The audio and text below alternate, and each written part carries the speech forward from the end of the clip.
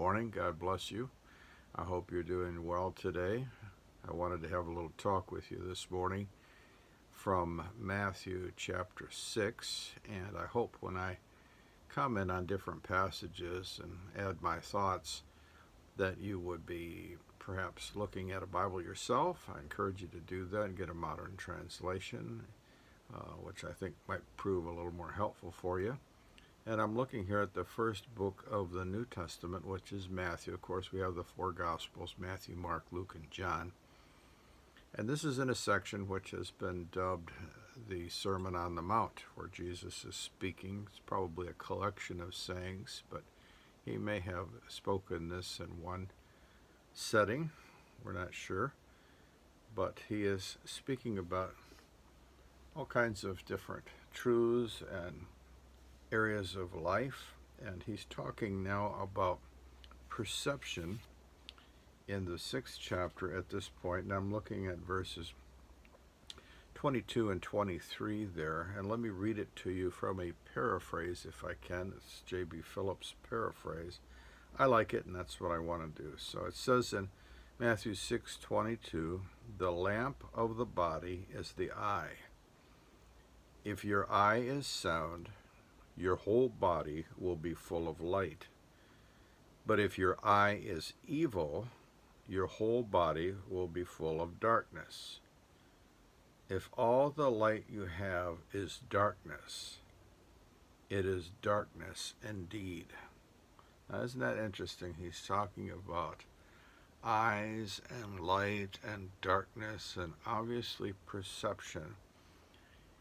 The body is referred to, but we know if we read anything from Jesus himself and we have his words, his actual historical words, we know that he takes physical things and makes spiritual statements. He uses physical illustrations to make a much deeper and more profound truth about these things. That's the sign of a spiritual person. They see not only the physical, but they see the spiritual indications and realities beyond and above all the physical occurrences. And so let's think about that for a minute. Let me look at it here at another translation here. I still love to work with the Revised Standard Version, which is often used in Catholic circles. It says here initially, here again in verse 22, the eye is the lamp of the body. Let's slow down here for a moment and think about what he's saying here, the eye. Now again, he's comparing the eye to something beyond the eye, which is obviously having to do with perception and the reception of something coming in. The eye is the lamp of the body. Actually, a few metaphors are involved here. A lamp, it's like this lamp right here over my desk here. The eye allows light in. It is the vehicle through which light waves come in to the mind, we know, from human anatomy. The eye is the lamp of the body, which is to say, our perception and our intake of information, our analysis of the external world, comes through our mental perception of things.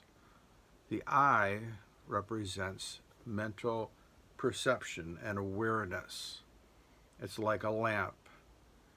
It takes in again all the input from the external world, and it comes into the body. Now, the body is used in more than one place in the New Testament as referring to the entire person, the personality. So we could say it this way. The eye, the perception of a person, allows in an interpretation, a perception of things into the mind, and it is processed this way. He's talking about our view of life, you see. He's talking about our understanding of the external world and the impressions we have as we look out in our world. All of us, as we live our days,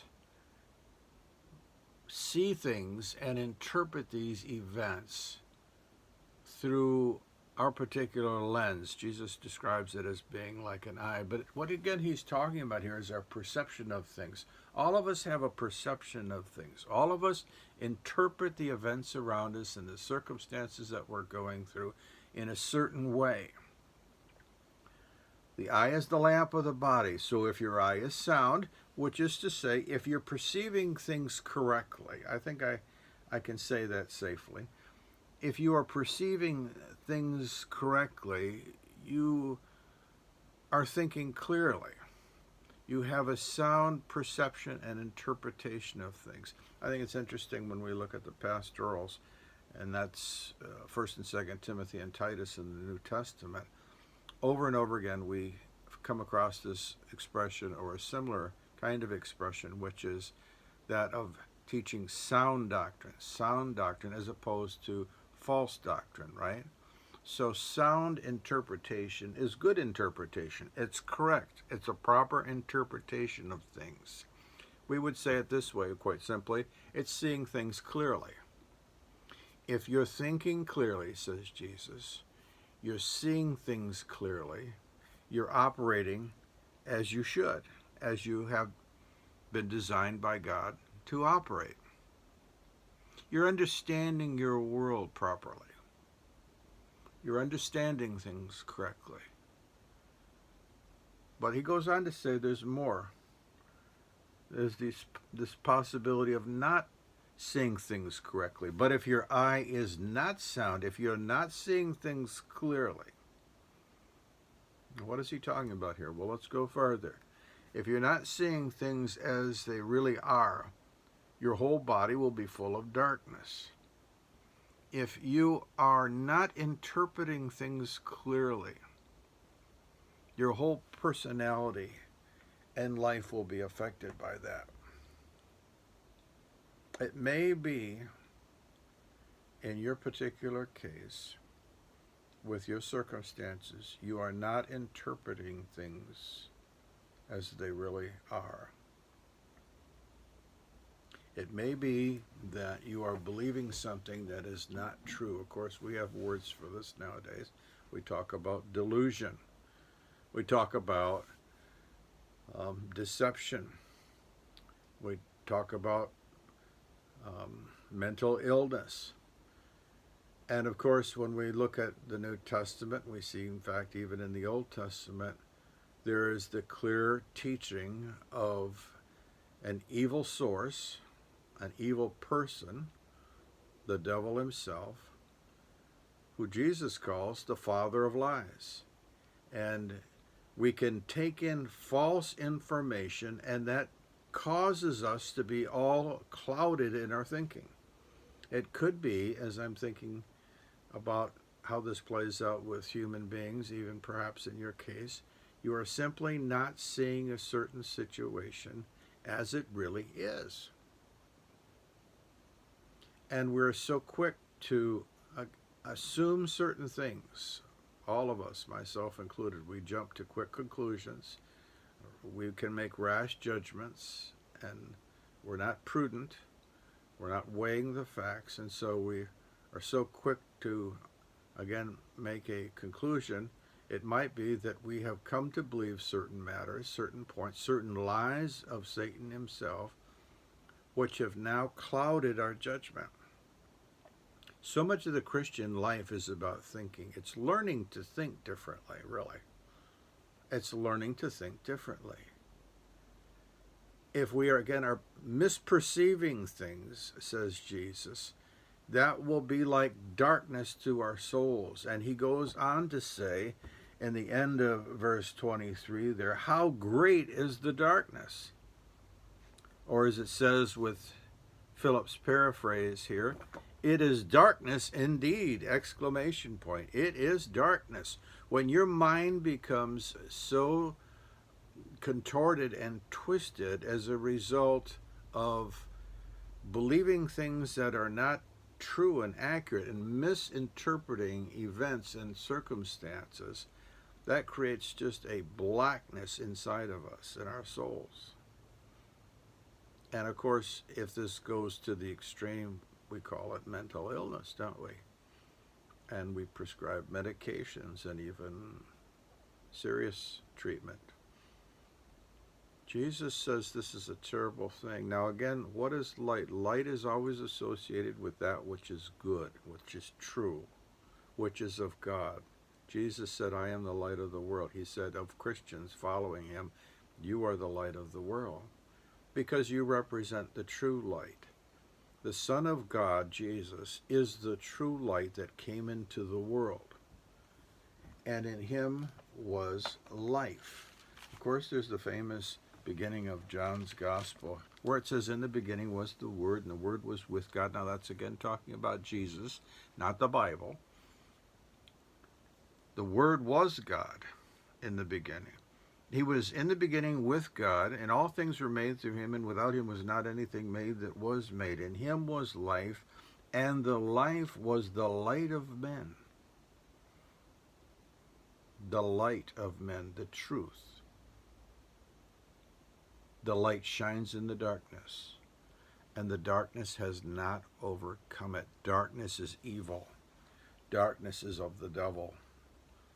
Darkness is everything warped and twisted and perverse in every way and shape and form. If we allow, again, dark thoughts to pervade our being, they will take over.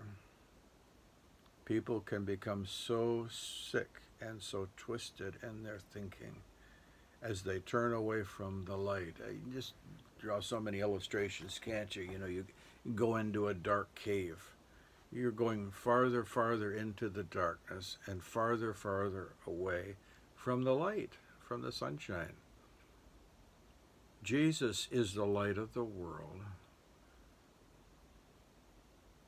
And coming to him is to come to light and truth. I am the way and the truth and the life, said Jesus.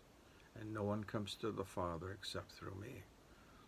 As I come to Jesus, for the first time really, I'm coming to the light. I'm coming to the truth. I'm coming to the epicenter of all goodness. And as I yield to him, his life and his light come into my mind. You and I will never think clearly until we come to Jesus Christ, who is the light. And when we come to him and yield our lives to him, we, for the first time, are enlightened.